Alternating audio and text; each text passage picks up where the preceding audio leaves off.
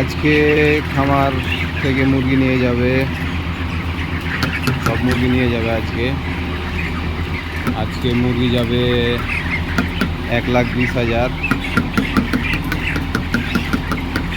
আমার এই জায়গাতে আছে 30,000 মুরগি আছে। আরও 3টা খামারের মুরগি নিয়ে যাবে, 4টা খামারের মুরগি নিয়ে যাবে, 1,20,000 মুরগি।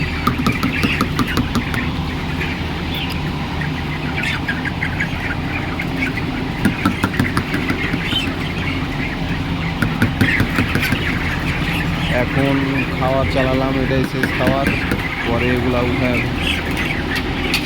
উঠাইতে হবে, যা আছে এগুলা খাওয়ার লাইন, পানির লাইন সব কিছু উঠাইতে হবে।